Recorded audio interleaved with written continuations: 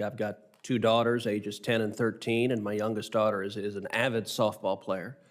And I think it is wonderful, the discipline and teamwork and all of the skills that are developed through participating in athletics.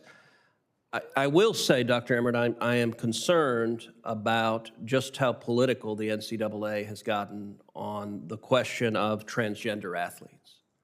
And in particular, on April 12th of this year, the NCAA stated, quote, "The NCAA Board of Governors firmly and unequivocally supports the opportunity for transgender student athletes to compete in college sports." And the NCAA further said, "When determining where championships are held, NCAA policy directs that only locations where hosts can commit to providing an environment that is safe, healthy, and free of discrimination should be selected."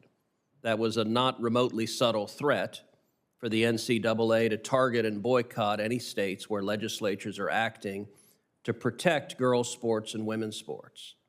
Now, it used to not be controversial to observe that there are biological differences between boys and girls, and when it comes to athletics, there can be significant physical advantages for those who are born biologically male in terms of strength and size, and that's why we have girls' sports and boys' sports and men's sports and women's sports in organized athletics.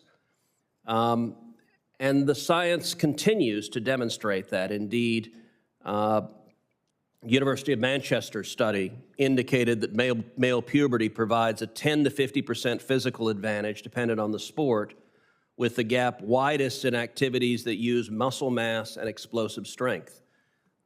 Why does the NCAA think it is fair to girls or to women competing in sports to expect them to compete against individuals who were born biologically male?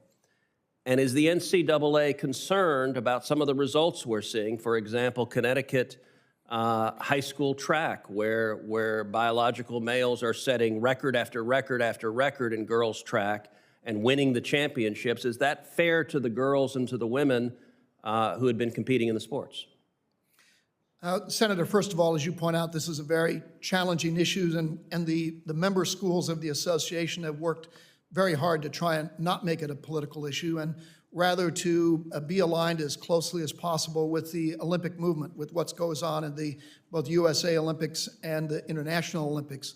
So roughly about 10 years ago, maybe a little longer, the association adopted a policy that both tries to strike the balance between both an inclusive position allowing student athletes to have an opportunity to participate, but also strikes the balance with fairness.